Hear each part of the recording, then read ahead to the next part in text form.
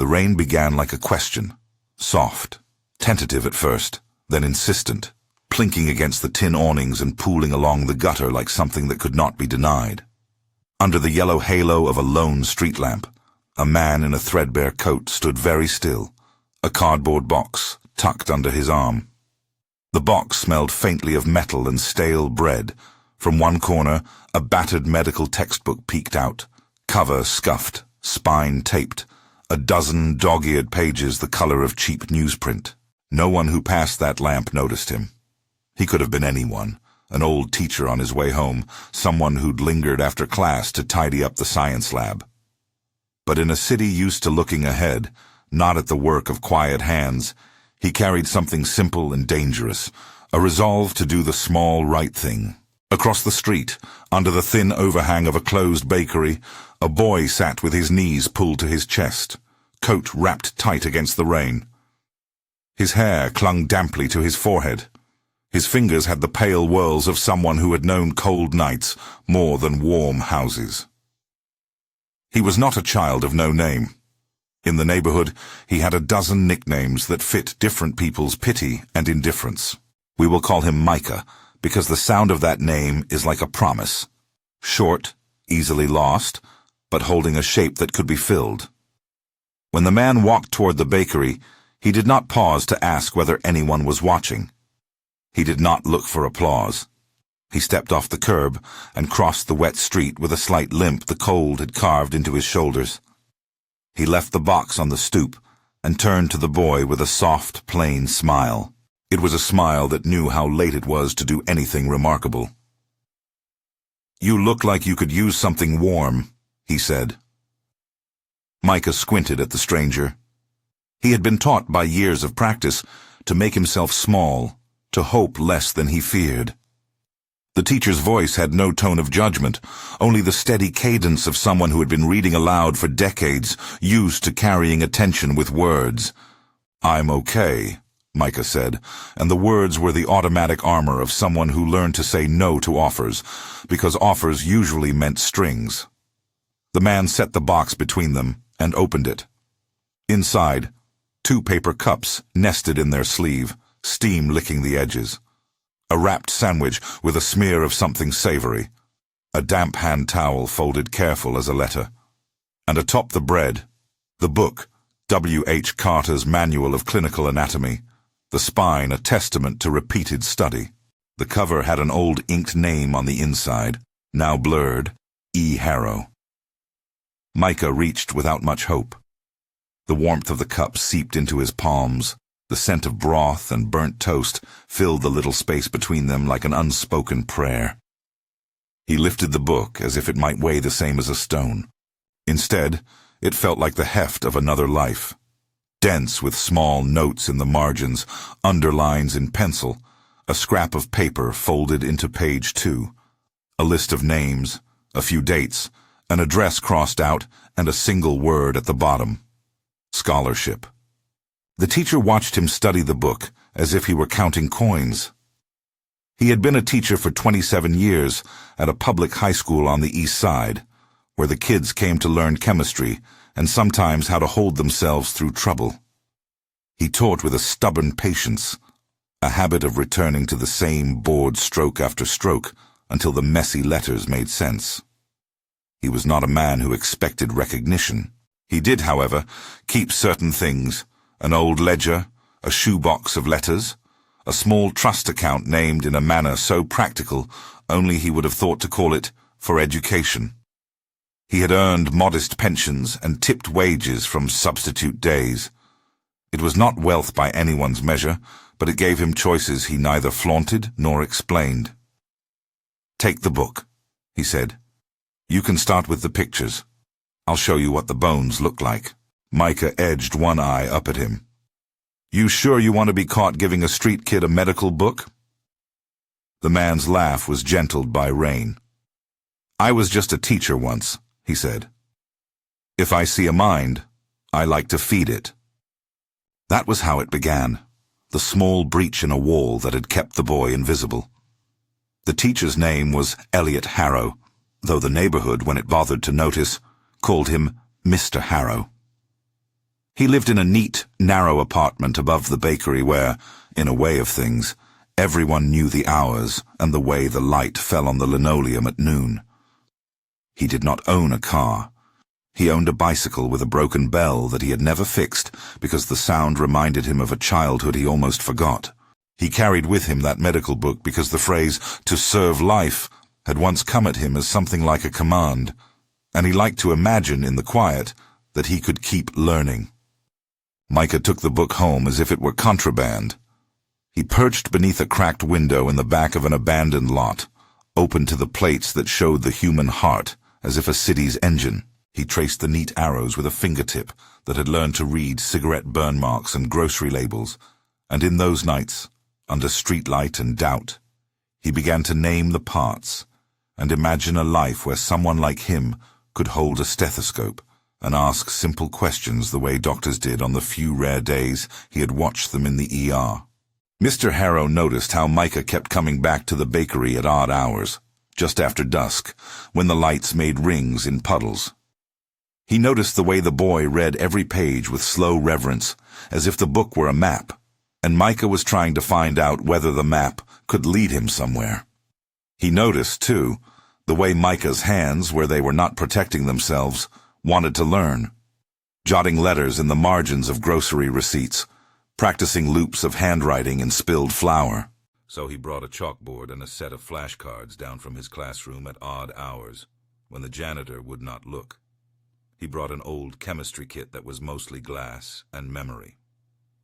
He sat with Micah on a crate and taught him not just the names of bones or the chemical formulas he had loved as a boy, but how to sit through a long problem and come back to it without giving up. How you solve the small problems is how you survive the big ones, he said. Mr. Harrow refused to call his actions charity. He called it investment, an ugly accounting word that felt like prayer when he said it out loud. They began with reading. Then, slowly, with stubborn regularity, he taught Micah how to write an essay, how to study for tests. He watched the boy's confusion dissolve into a stubborn curiosity. There was a rigor to learning that fit Micah like a clean shirt, if for a moment an impossibly small one. Word spread, the way things do in neighborhoods that have little else to gossip about.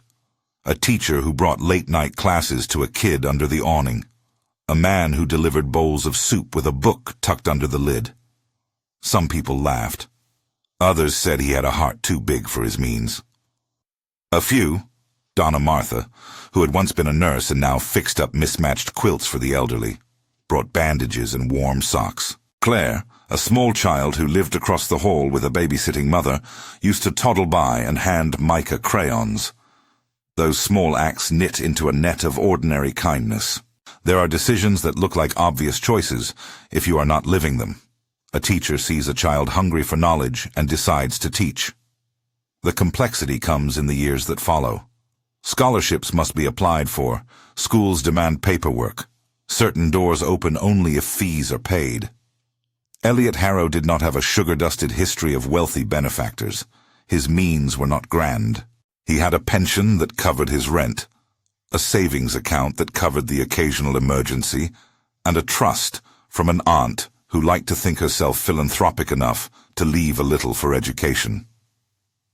The trust was small, enough to cover tuition at a public university for one student, not necessarily medical school. It was enough to buy time. Yet for Elliot, the moral arithmetic was simple. Dignity required opportunity, and opportunity required resources.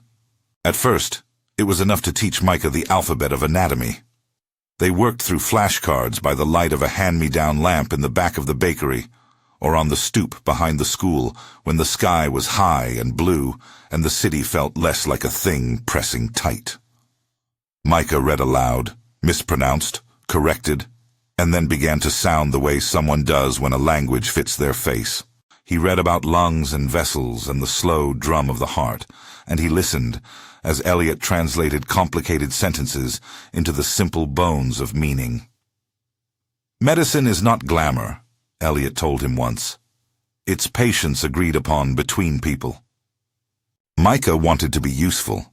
That became the quiet engine of their early months. Not fame, not escape, but usefulness. When Donna Martha sprained her ankle moving a box of quilts, Micah sat through the night shift at the clinic picking up worksheets. When Claire scraped her knee and came bawling, he wrapped the wound and practiced soothing voice tones. He learned to ask questions that would make someone feel seen. The teacher watched him and set aside the seed of a plan. There were small victories. The first time Micah placed on a basic equivalency test, and the school principal, an efficient woman with little time for sentimentalities, sent him a note saying he had potential. The second was a local library card registered in his name because Elliot insisted, and the librarian smiled at the fact that someone new was reading the medical texts left in the reference section. The third was a scholarship application that demanded a personal essay. Elliot spent hours helping Micah draft the narrative that would not sound like a plea, but as the truth it was, a boy who wanted to heal. In those months, Elliot did more than teach. He drove Micah to the community college, his bicycle clanking under the weight of backpacks, and sat through orientation forms with him. He wrote recommendation letters that, knowing the economy of words, were measured and honest. He coaxed Micah into a summer job in the hospital supply department, where by daylight rooms smelled of soap and bleach, and the future felt less impossible. When Micah came home with his first paycheck, he tucked bills into a toothbrush holder like someone who had found a new way to keep hope. But in a city, help draws attention. Sometimes the kind that strengthens, sometimes the kind that strips things away. The public system where Elliot taught was lean on funding, and the superintendent, a man named Landry, believed in keeping resources visible where they could be recorded and claimed. Landry wore a tie as though it were armor. He liked numbers more than people, and had a reputation for pruning programs that were messy or inconvenient. He noticed when a teacher's budget reports had slight gaps here and there, stationery allocated to a classroom that had hosted an informal night program, photocopies listed for materials that had been used on the bakery stoop, leftover textbooks that had left the building without a log. Elliot, by nature, did not keep neat receipts for the human things he invested in. He kept them in his head, in a ledger of small commitments. He paid for a bus card here, a misprinted test booklet there. He signed forms he believed to be harmless even when the rules were narrow.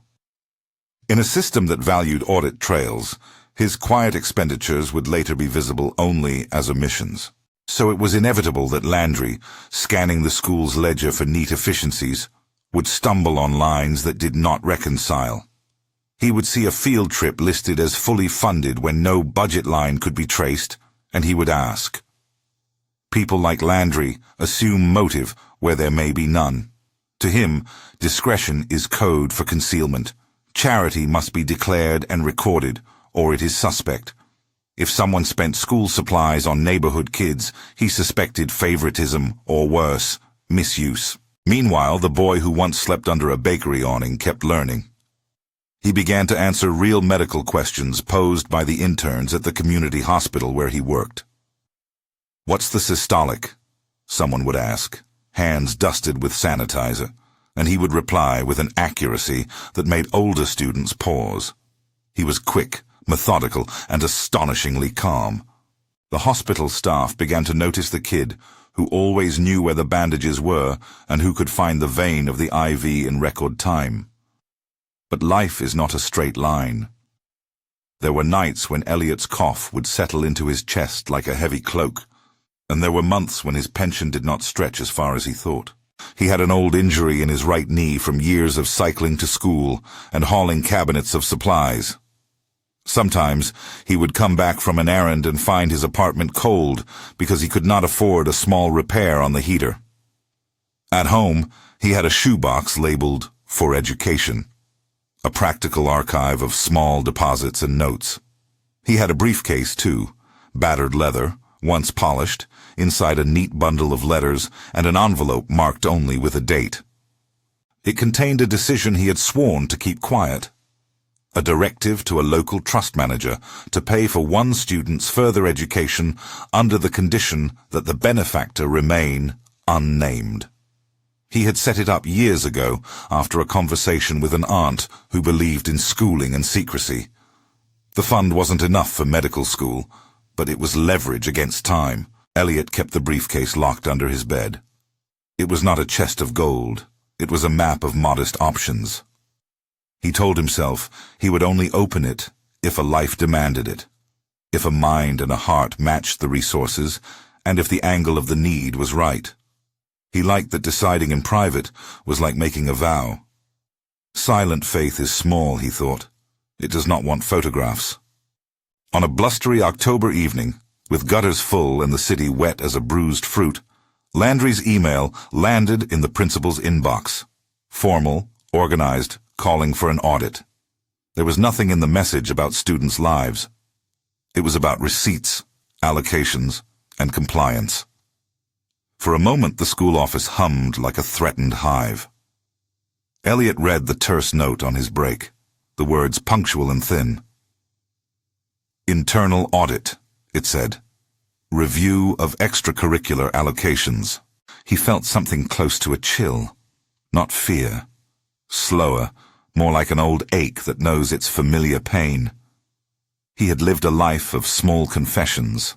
The ledger was one. He had always assumed that good motives would be understood if seen. He had never thought that the invisible kindness he measured by results might be taxable under the rules Landry kept. At the same time, Micah had been waiting for an answer to a letter he had written, an application to a competitive summer program at the medical school downtown. It was a small program, designed for a handful of high-promise candidates, a runway if you could land on it. Micah had written like someone who had practiced restraint. His sentences were direct. I have been studying. I want to learn to make people whole. Elliot had helped him write it, hands inked with red pen marks and corrections that read like fatherly scrawl. Days passed. The answer did not come. The program required a deposit to hold a spot within 2 weeks of the acceptance notice. Elliot's small plan had been to wait for the acceptance and then use the trust to cover the deposit. He imagined in that small arithmetic that one small payment could be the hinge on which years turned. But the audit notice meant that his discretion would be exposed to cold light. Paper trails would be required. Receipts would be demanded. And by exposing them, Landry might not only shutter the informal classes on the stoop, but also question Elliot's integrity. Micah did not know the audit had started. He only knew that opportunity sometimes arrived and required courage to seize. He came to the bakery that night with a stack of hand-copied practice exams, eyes bright with the hushed hope of someone who had learned how to dream in the margins. Elliot poured tea and pretended not to worry while his fingers trembled with the number of the moment. He told Micah about the deposit matter in a careful way, the menacing words, "within 2 weeks," a soft percussion in the background. "If they accept you," Elliot said, "you say yes. We'll find a way." Micah nodded. He wanted to say that he trusted Elliot, that he had learned to believe that some people give without calculus, but he had been shaped by need. "Will they want to know where the money comes from?" he asked. Elliot chose a truth that was not all truth. "They'll be more interested in you than in me right now. We keep the focus where it belongs." He believed that in his bones, but he also carried a ledger. He had taught the boy to read bones. Now he was calculating the bone work of a life: time, tuition, living expenses, a deposit. The numbers gathered like a small storm. Outside, the city continued in its indifferent currents. About a block away, in a glass-fronted office with sterile lights and a tie perfectly knotted, Landry prepared his audit with the cheerful efficiency of someone who liked rules like scaffolding. He liked to think he was saving the school from fraud.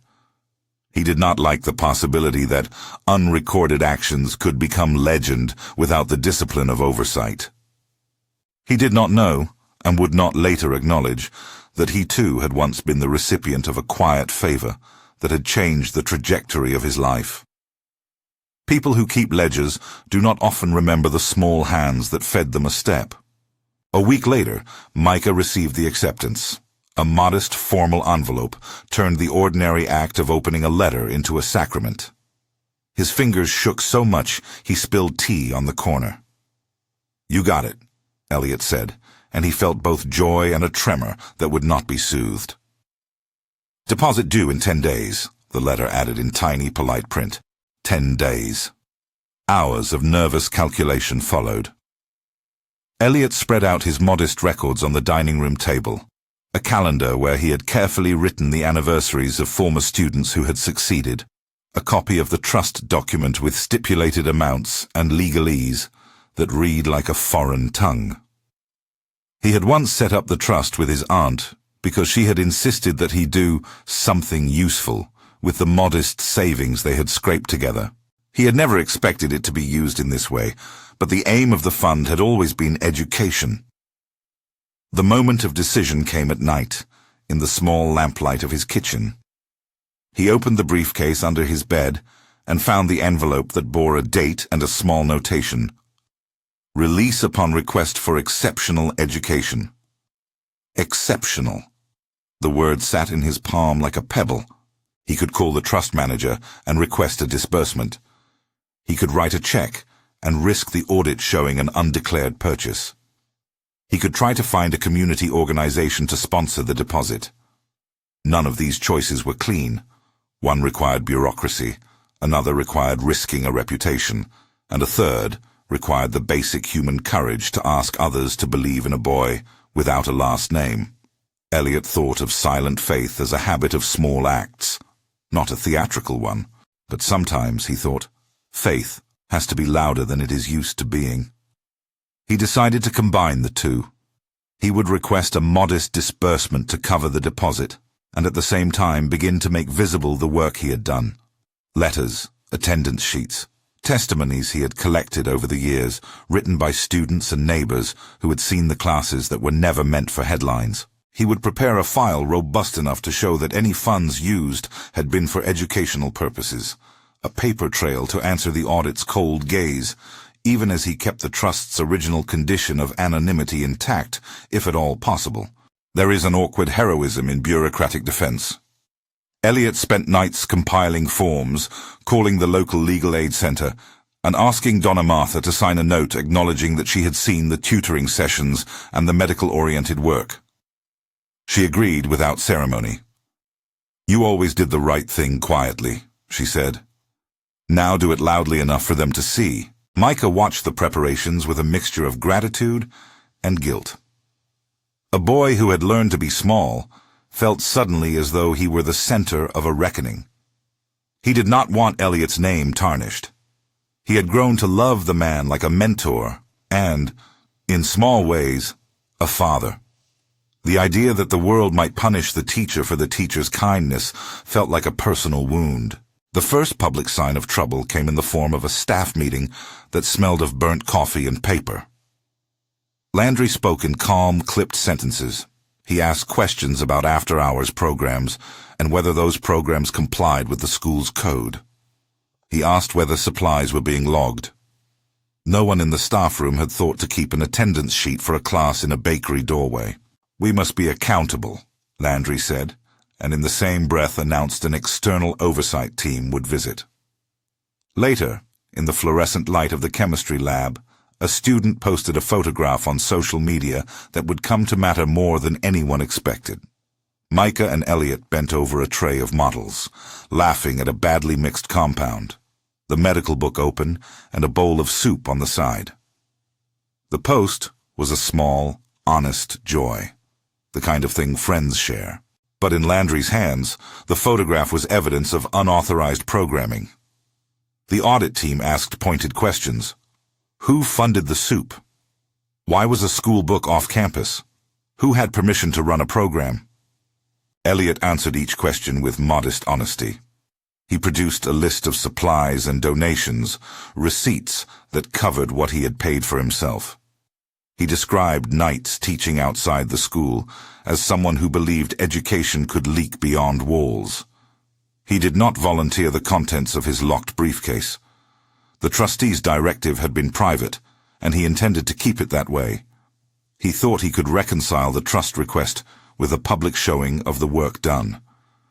Landry, however, had begun to paint a picture to anyone who would listen. An outsider providing resources without formal approval. A teacher bending rules ostensibly for the benefit of a single student. Individual favoritism must not determine our allocations, he said at the next meeting, the words flattened and efficient. And he had allies, people who liked neat systems and did not want their daily labor complicated by the moral ambiguities of quiet giving. The tension in the school grew like a tightening band. Parents picked sides, the ones who wanted every gift recorded in a spreadsheet, and the ones who remembered times when an adult had intervened, quietly, to rescue a child. The community became a small theater of argument about how one should help, how much disclosure was required, and whether kindness that was not auditable could be trusted. For Micah, the stakes were painfully immediate. The deposit deadline approached. If Elliot's plan to release funds hit a bureaucratic snag, or if Landry seized on the issue as proof of mismanagement, the offer to the summer program could be rescinded. And if that happened, it would not just be an educational loss. It would be a discouragement that might close a door Micah had only just learned existed. There were nights when Elliot woke at 3 in the morning and walked the dark streets because the decision had the weight of someone choosing to lose something for the sake of another.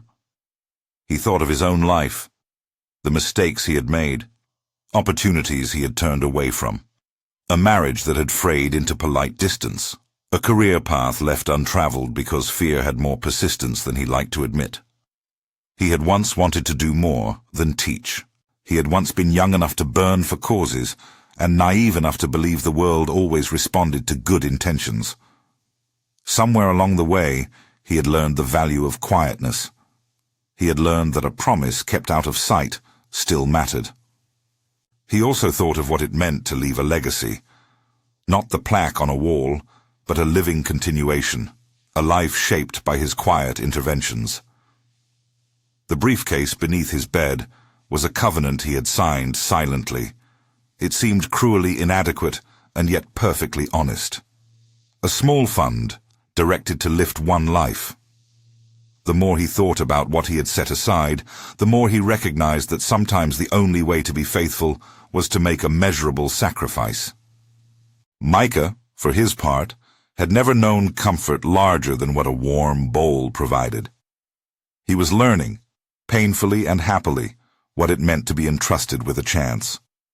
He had a list of people who had believed in him.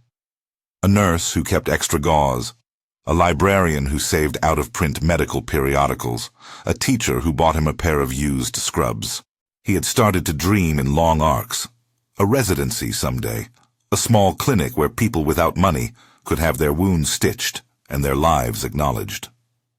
On the morning Elliot filed the request to the trust manager, he felt both the weight and the small joy of doing right. He wrote a short letter and slipped it into the envelope, hands steady despite the thrum in his chest. He explained the purpose simply, attached the acceptance letter to the summer program, and sent the packet off with the kind of quiet hope he had been practicing for years. The reply came on a rainy Thursday afternoon. The same weather the rain had started with, as if the sky kept looping the same question. The trust manager, careful with legalese, wrote that the fund would disburse under the condition of transparency, and that they required proof of the program's legitimacy. It was a technicality that required paperwork that Elliot was already collecting.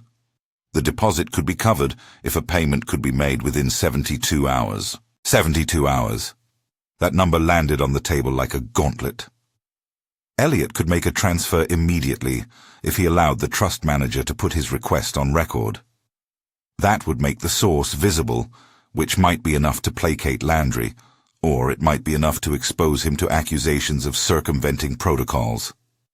He could ask a community organization to hold the money temporarily, but the organizations were themselves strapped and suspicious. Or he could draw from his own savings, an act that would leave his finances bare but private. He went to the drawer, where he kept small powers of independence. An envelope with a few $1,000s he had planned for a slow travel one day to visit a sister he had not seen in years, a redundancy for misadventures, a personal margin. That was the easiest solution in a technical sense. In a moral sense, it felt like accepting the risk personally rather than letting the system know he had been doing quiet work. Elliot looked at the boy he had come to care for like a son and realized what the cost meant. He had already decided to be a teacher, to live modestly, to accept the world's anonymity. He had once read a quotation that said faith without action was dead. He believed that. But he had also read enough of life to know that actions have consequences, and consequences sometimes fell disproportionately on those who did them quietly.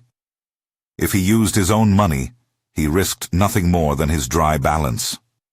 If the audit proved he had used the trust or his savings, the narrative could be twisted into something ugly. He made the choice the way he had lived his life, quietly, deliberately, without ceremony. He wrote a check for the deposit from his own account and left a note in the envelope in the briefcase. The note was not to be used in any public defense. It was meant only as a record for himself. For Micah, it read, for the chance to learn, keep the faith. He walked the check to the address specified in the summer program's packet, hands in his coat pockets against the rain. He did not make a scene. He did not tweet a photo of the envelope, nor did he seek the approval of those who might have applauded. He simply walked and handed it over. 2 days later, at a faculty meeting where Elliot expected to be asked inconveniently detailed questions about bookkeeping, the principal called him into the office. "We've received an anonymous tip," she said without preface. The words anonymous tip in a school sound less like an accusation and more like misapplied suspicion. Elliot braced. He had been braced for forms, for cross-examination, for clumsy moralizing. He had not expected the phrase to come like a fingernail along a record. "They say funds have been misappropriated," the principal said. "They're asking for your involvement to be clarified." Micah, sitting on the edge of the bakery step, felt the world tilt. He had been looking forward to the summer months like a boy caged near the sky. Now the sky felt distant. Elliot told him only this: "I may need to answer some questions. Keep your head down and study. No sudden moves." Micah nodded, but the lines of worry had settled into his brow. He had learned to trust. He had not learned to control bureaucratic perception. Meanwhile, Landry marshaled his case with the precision of someone who believed in the righteousness of rules. "We cannot allow exceptions to set precedent," he wrote in a memo, the shorthand of disinfected priorities. He did not know, or he chose not to know, the full tangle of small kindnesses that had braided community and school together. He saw only a deviation. On a late evening when the bakery had closed and Claire's mother had turned in early, Elliot sat at his small kitchen table and read the memo that had landed on his desk. The document spoke in plain, necessary sentences.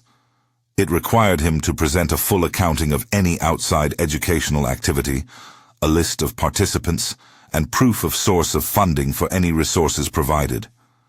It did not ask about purpose or results. It asked coldly for verification.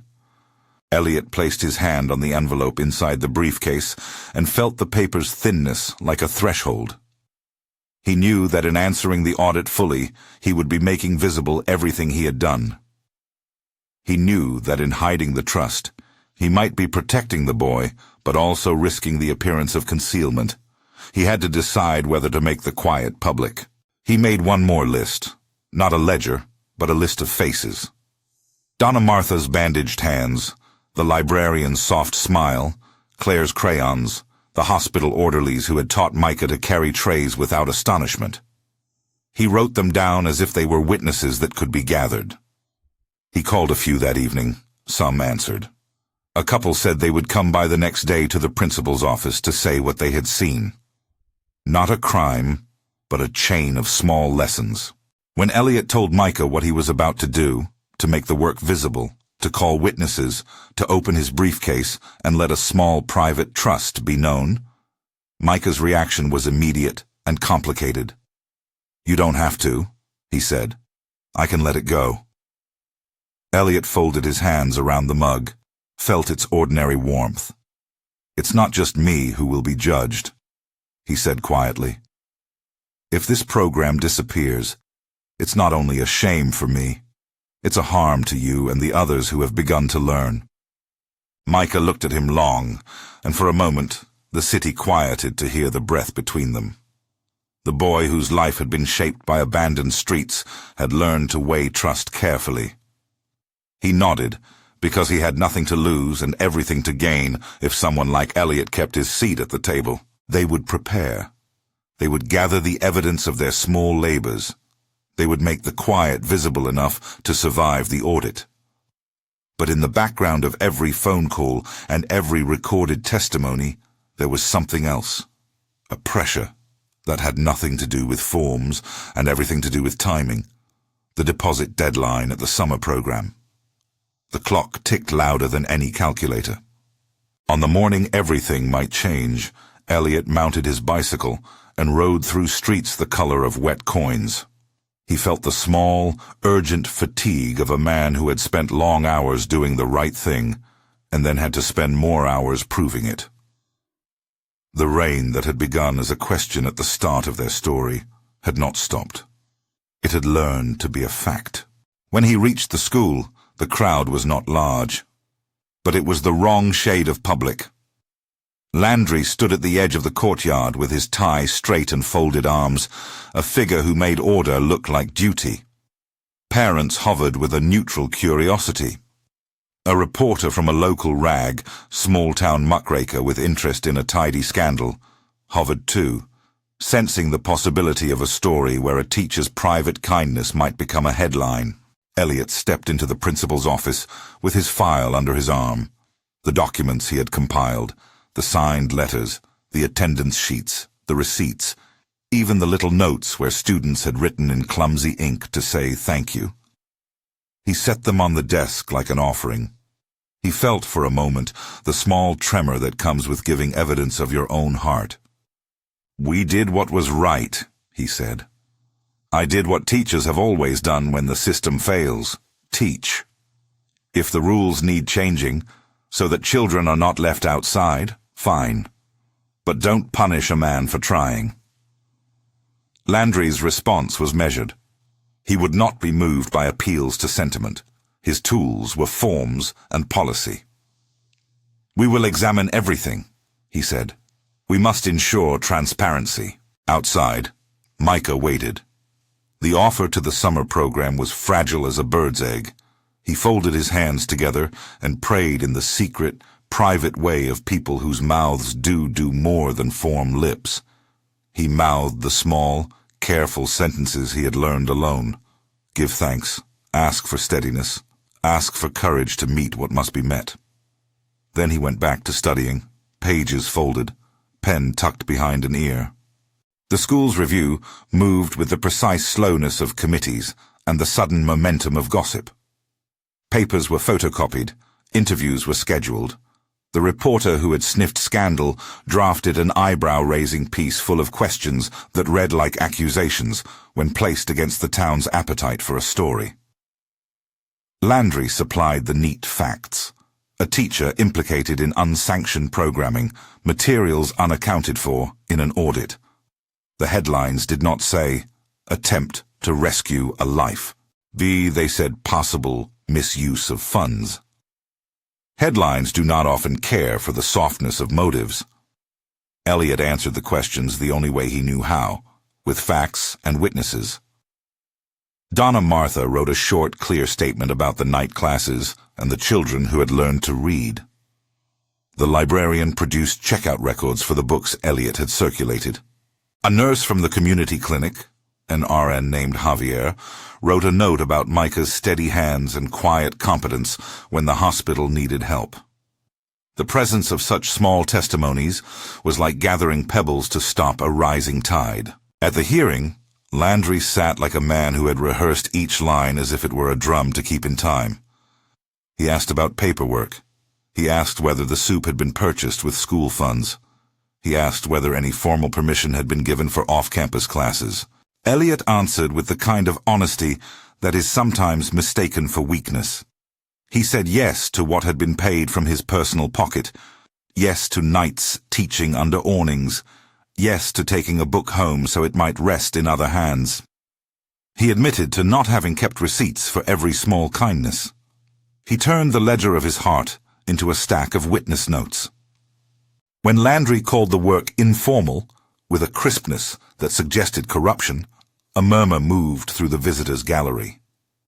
Parents who had once picked up children from after-school clubs now shifted in their seats. For some, the evidence of results was enough. A boy who had learned to write, who had sat steady in an ER and handed out supplies without being asked, who suddenly had a letter of acceptance to a program that could change his life. For others, the rules were rules, and exceptions frightened them. The trust manager called Elliot late one evening to ask for formal documentation if the fund were to be touched. "We are trustees," the manager said in the careful voice of someone trained to avoid moral entanglement. "We require proof of purpose and transparency." Elliot promised what he could. The acceptance letter, the summer program's brochure, a plan Micah had sketched on a napkin about how this opportunity might lead to future training. He understood that the trust's clause of anonymity might not survive an audit that demanded a paper trail. Elliot's decision tightened like a fist. He could protect his privacy and risk the program's collapse, or he could go public with his intent and risk his reputation being catalogued as breach instead of mercy.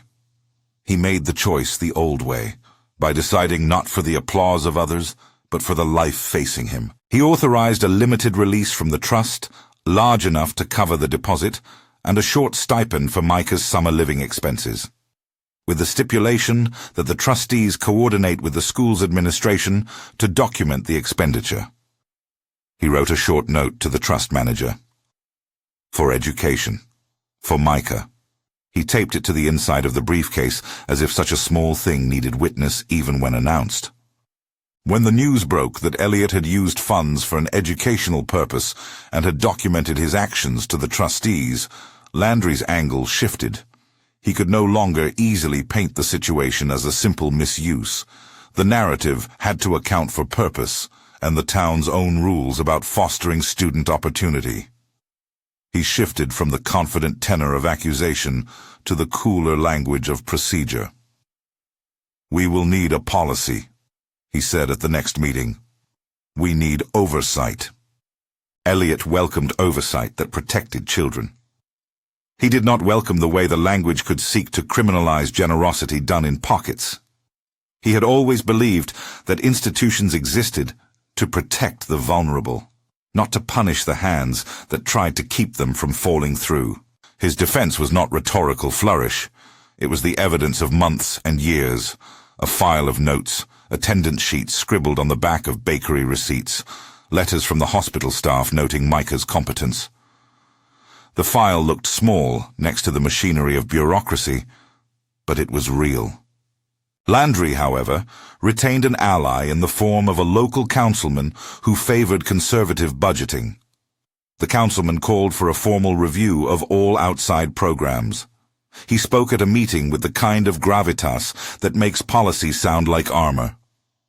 Elliot sat quietly while words flew about audits and precedent. He would later say that those words felt less like armor and more like weather. In the days after the hearing, a different current ran through the neighborhood. People who had silently benefited from Elliot's after-hours instruction, students who had once been floundering and now worked steady jobs, came forward with short letters. "He changed me," one read. Donna Martha and the librarian, and a handful more signed affidavits about the late-night classes and the informal tutoring that had become a small but steady tradition. The hospital supervisor wrote that the young man who helped in the supply room had been an asset. The principal, who had watched Elliot teach for decades, defended him, but did so with the restraint of someone who preferred action to rhetoric. The reporter from the rag tempered his initial implication with a human note when he interviewed the hospital staff. The story that might have been a scandal became, instead, a complicated human interest piece. The headline shifted. Teacher under scrutiny. Community says he helped save a boy's future. The scandal angle softened into debate about policy. The town, for a week, argued gently about whether kindness required a receipt. Yet, the deposit clock ticked on. The summer program required a hold and meant to allocate a seat to someone who would arrive on time. Micah's acceptance letter sat like a thin lighthouse on Elliot's kitchen table. To secure the spot, he needed the deposit and the registrar's form filed. Elliot had moved funds. The trust agreed to the limited disbursement on the condition that the school would be looped in. He signed the documents. Then he called the summer program and confirmed the payment.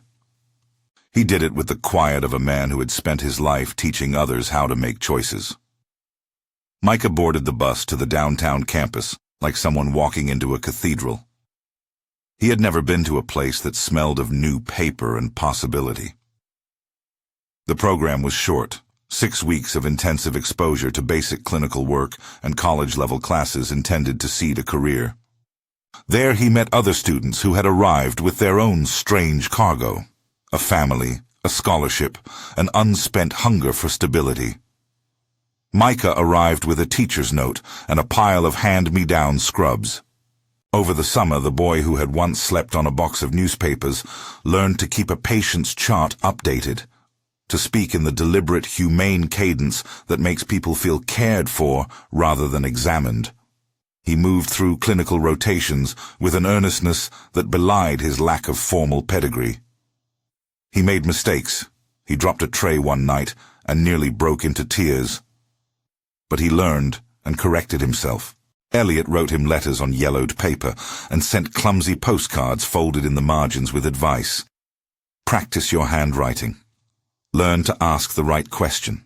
Remember why you want to help. The summer program accepted him with honors to a bridging course at the community college. That winter, Micah enrolled, balancing evening shifts in the hospital supply department with daytime classes and a routine of study Elliot had taught him. The progress was steady and unglamorous. He failed an exam once and rewrote his study plan to fix the weakness. He slept on couches occasionally and ate when he could. The community chipped in small ways. An occasional meal from Donna Martha, a thrift store textbook from a sympathetic professor, a ride from a parent who believed in the boy's future. Years require elisions in storytelling. They require montage. There were nights that blurred into semesters. There were grant applications and scholarship essays, and a moment when Micah was accepted into an accelerated pre-med track with a small pole vault of support from a local foundation that had been convinced by Elliot's testimony. There were summer internships, long nights studying anatomy again, and this time sweating over cadaver labs in a cold basement, where the smell of formaldehyde was a poor conscience for the gravity of the work. Elliot's health, meanwhile, advanced its slow and quiet work. The cough that had sometimes visited him tightened its hold. He walked shorter distances. He learned to brace his knee with the mute dignity of a man who refused to announce his limitations, preferring instead to let small neighbors and friends notice and supply a hand. He did not speak often of his own future. He spoke more of what would remain if he had a chance to choose. When the time came that medical school applications edged into view, the cost of full medical training loomed like a cliff. No trust he had set up years before could cover the full expense. The small fund had been designed as a nudge, a launch. It was never meant to be a parachute for an entire career. Elliot knew this. He also knew the difference the launch could make. He had taken pride in the idea that he had helped Micah step onto a chronology that led to medicine. But he also knew the truth. To get to the finish line, more would be needed. Elliot did what he had always done. He started a conversation. He wrote to the small foundation that had sponsored Micah's pre-med track and requested a meeting. He wrote to a retired couple who had once been benefactors of his school and who sometimes made small internal grants.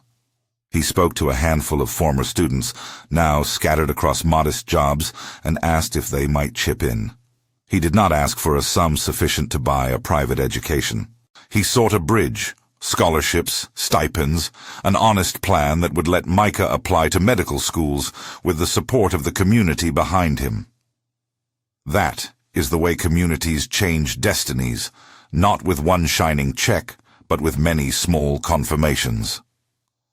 The retired couple committed to match 2 years of tuition for a community-based medical program if enough microgrants could be secured.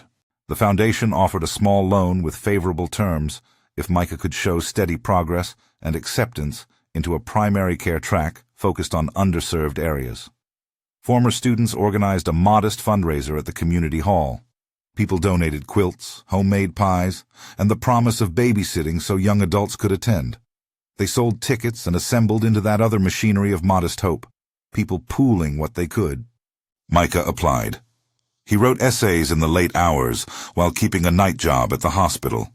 He sent his applications with the support of recommendation letters, Elliot's among them, brief and honest, and the kind that only a teacher can write, the kind that paints a young person as someone who does not drift, but engages with the world. He faced interviews, rejection letters folded in with acceptance notes, the usual gauntlet of admissions. He learned to cope with deferred hopes and to treat each no as information, not as dismissal. At one point, midway through this long ascent, Elliot's old injuries and his cough conspired with the years to require a doctor's diagnosis he could not deny. He received a quiet report. There was a failing in the lung that would require ongoing treatment, a slow decline rather than a sudden end. It was the kind of news that softens the future into manageable pieces and forces the present to rearrange itself around priorities. He could have retreated. Instead, he organized the loose coalition that had begun to fund Micah's path. He asked them to formalize a scholarship in the school's name, the Harrow Scholarship for Community Medicine, seed money to be topped up over time by donations and events. He used what savings he had left to make the scholarship a reality and asked 2 colleagues to steward it. He wrote a short note that he placed in the briefcase and sealed with a tremulous hand. For the work that teaches and continues. He asked that the fund be administered in a way that preserved dignity, no intrusive questions about background and no spectacle in the giving. In the months that followed, Elliot's days lengthened in a new arrangement. He would teach in the mornings, sit with his cough in the afternoons, and keep the scholarship account balanced in the evenings while writing small notes to Micah and marking passages in worn books. He became a man with careful rituals. Tea at 4, a stroll to the bakery when the light was soft, letters to trustees tucked under the briefcase's leather. He did not advertise the scholarship beyond the way it needed to be known to candidates. It became an example of quiet infrastructure. Micah's trajectory to medical school was not linear. He spent 2 years in community college, then transferred to a state university, where he completed a pre-med track while working part-time. He graduated with honors in a ceremony where Elliot sat near the back, hands folded, small and shy about applause. The scholarship and the community contributions had kept him afloat through tuition gaps and the nervous cost of the MCAT prep. When medical school applications finally appeared in his mailbox, he applied broadly, but focused on programs that trained primary care physicians to serve under-resourced neighborhoods, places that mirrored the communities that had raised him. There were rejections. There were wait lists. There were interviews that felt like both interrogation and invitation. But in the end, acceptance came from a public medical school whose mission aligned with Micah's own, to serve where he had been served. He bounded through the acceptance letter with a joy so quiet it surprised even him. He called Elliot with the smallness of a man on the edge of disbelief. "They accepted me," he said, as if saying it aloud might make it real. Elliot laughed, and the sound was warm with the memory of all the nights they had spent identifying bones and marshalling the bravest words. "I always knew you would," he said, a line practiced in private hope. Then he added, with the gravity of someone who understood both the gift and its cost, "We will get you there." Medical school demanded sacrifices. Micah slept less and studied more. He worked shifts at the hospital to keep food in his kitchen. He missed birthdays and lazy Sunday afternoons. He witnessed, for the first time, the cruelty of a system that demands more of its students than it gives in support. He also met professors who saw his steadiness and offered mentorship. He found peers who became lifelong friends in study halls and overnight library stacks. Letters from Elliot kept coming, brief and particular, notes tucked into mailboxes with counsel about time management, reminders to eat, admonitions to remember the small gestures that make a patient feel seen. The years that followed were dense with clinics and rotations, and the slow accretion of competence. Micah learned how to suture with careful fingers, how to give bad news without ablative bluntness, how to keep a patient's dignity when insurance forms made the world transactional. He found a vocation that fit the shape of his compassion. He had not been trained for fame. He wanted to be useful. Elliot's health declined with the steady patience that had defined him. There were hospital visits, routine checkups, and moments when a nurse would linger long enough to remind him to take his medication. But he resisted dramatics. He wrote to Micah less frequently as treatment became more burdensome. But when he did write, the letters were full of tenderness and the small pedagogical jolts that had always marked him. A question to consider, a book to read, a piece of improbable advice about patience. One winter, midway through Micah's clinical years, word came that Elliot had been admitted to the hospital after a sudden bout of shortness of breath. Micah rushed from his rotation without asking permission, his heart a quick thing in his chest. He found Elliot reclining in a hospital bed with a thin blanket tucked around his knees and a face that looked surprised to see him. "You made it," Elliot said, as if he had been waiting. "I couldn't be anywhere else," Micah replied, and the words were a promise folded in plain starch. In those final months, Elliot's concern for propriety, for dignity, and for the continuity of the work he had begun never left him. He asked to meet with the small committee that oversaw the Harrow Scholarship, and he made stipulations that the scholarship focus on students committed to serving locally, that it be administered without intrusive questions, and that it remain flexible for those who needed it most. He asked that the briefcase be preserved, and that the sealed note inside remain until a specific condition was met. That a student who had been raised by the program achieved a professional credential, enabling them to serve as a primary care physician. He did not ask for recognition beyond the quiet satisfaction of the plan being in place. Elliot had an estranged brother, indefinido in name and distance, whom he had not truly reconciled with in years. When he felt the horizon narrowing, he reached out. The brother came with awkward steps and a soft, necessary apology. Too late for some choices, right on time for others. They sat through hours of half-remembered stories and shared tea like two men who had been waiting for something unnamed. The meeting was not a sweeping repair. It was a small placing of the past beside the present. Elliot died with the memory of that reconciliation folded into the rest of the ordinary sources of grace he had collected. Letters, a few photographs, the smell of his bicycle's oil. He passed with a quiet he had always preferred, surrounded by neighbors who had become friends and by a young man who had grown into a physician in training. Micah stood by the bed and held Elliot's hand. He thought of the first night by the bakery, the medical book slipped between paper cups, and how easily that single gesture had expanded into a life scaffolding. He had wanted to say everything: gratitude, regret, promise. But the words rearranged themselves into simpler shapes. He leaned close and said what he had practiced for years. "Thank you." Elliot smiled as if at a lesson well learned. He reached toward the briefcase at the foot of his bed, the battered leather container that had been at the center of their lives, and tapped it once. The gesture was small, almost private. Then he let his hand fall, and the moment passed. Micah sat with the slow work of letting go. After Elliot's funeral, An unpretentious gathering held in a small chapel with quilts draped over chairs. People spoke in a way that honored the man's reluctance to be praised. Donna Martha read a brief remembrance about care without spectacle. The librarian produced a stack of notes from former students. The hospital supervisor offered a short testimony about the man who had taught a boy to find a vein. No one tried to fashion the occasion into a shrine. They left a quiet plaque in the school's hall. In honor of Elliot Harrow, teacher, friend, quiet guardian of possibility. The plaque was modest, placed beside the door of the old chemistry lab. The inscription included no hashtags, just a sentence acknowledging the countless small acts that had transformed one life.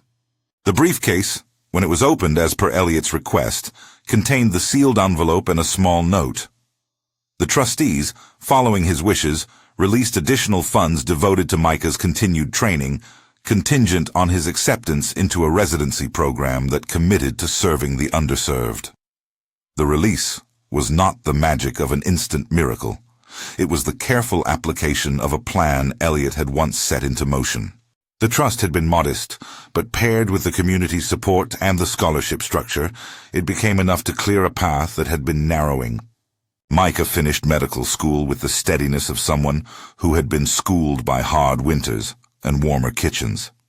He matched into a residency at a primary care clinic that served neighborhoods like his own. He worked nights. He mopped floors and scrubbed the stainless steel counters when the day quieted, because no task was too small. He established a habit of keeping a small notebook in his pocket, where he wrote patient details and small prayers.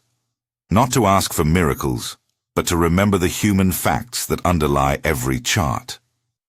Years later, when he was Dr. Micah Harrow, not by blood, but by the grafting of one name onto another life, he returned for a ceremony not to claim the plaque, but to inaugurate a clinic that offered low-cost care to his original neighborhood.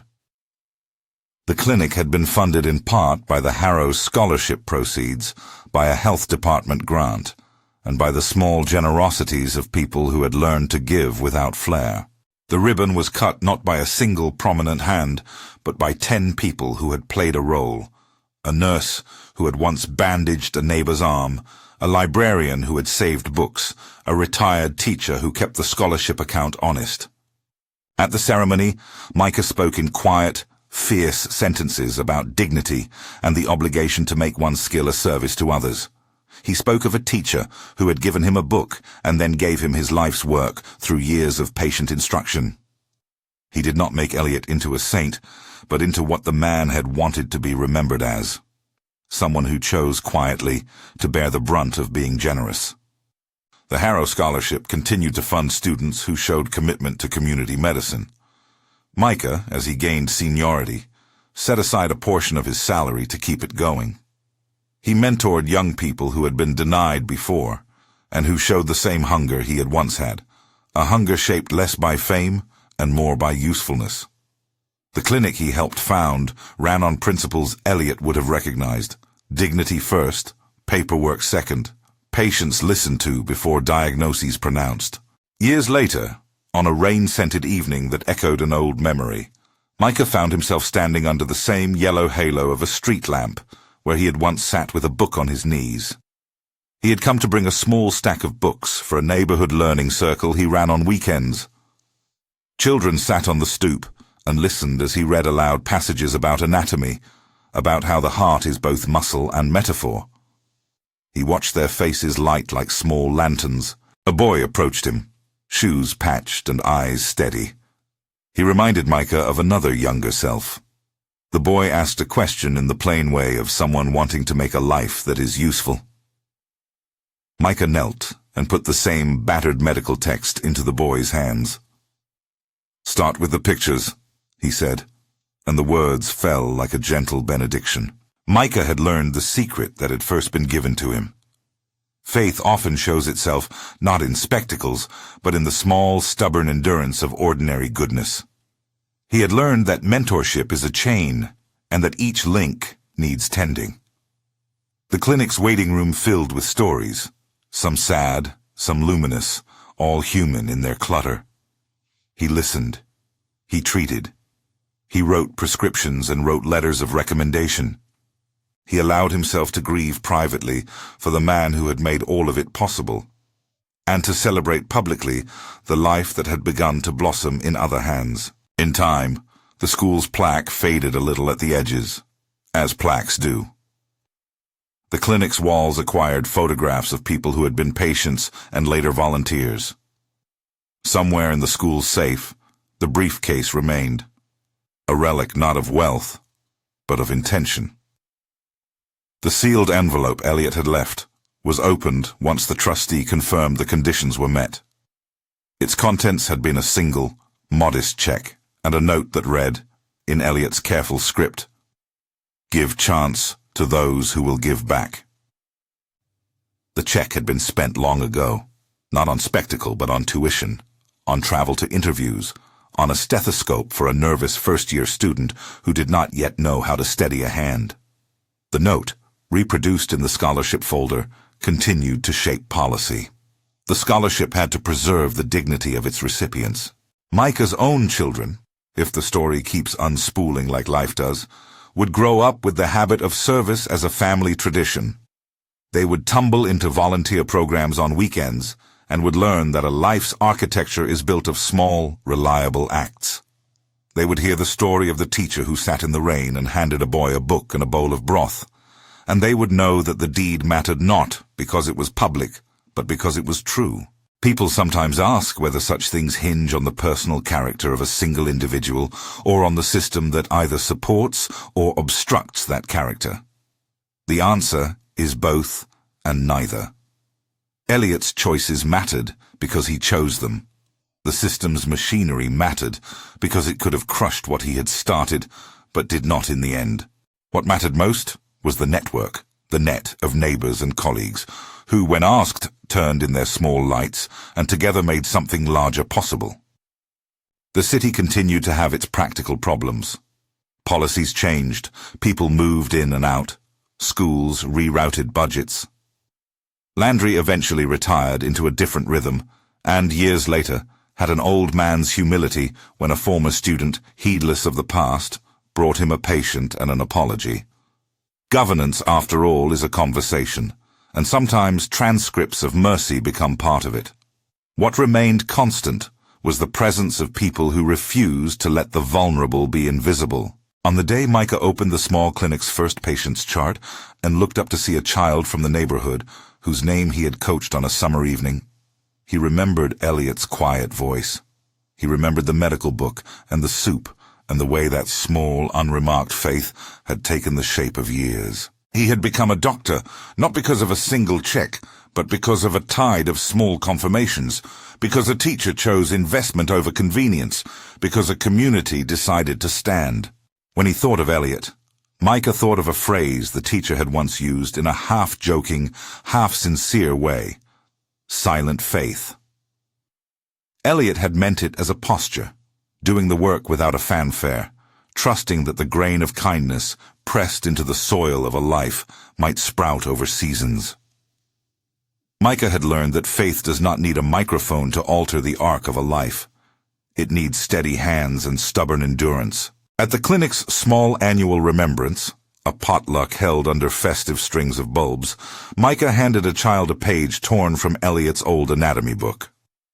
It had margins full of Elliot's handwriting, underlines that had once steered a boy toward a future.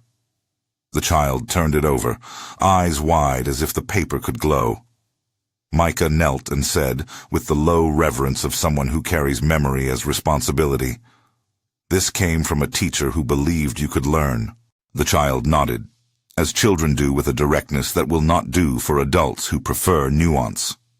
For the child, there was only now and possibility. Micah walked home later, with a slow gratitude in his chest. Rain began again, light at first, then steadying into the sort Elliot had once known.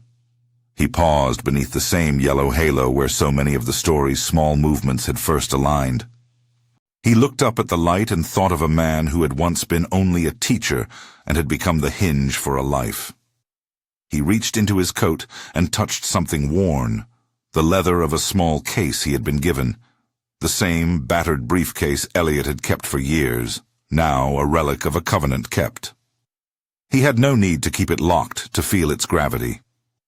He put it on the stoop for a moment and sat beside it, listening to the rain and the city's low hush. He felt in that stillness the truth Elliot had taught him, that dignity given neither humbles the giver nor diminishes the receiver. It simply changes what we can see.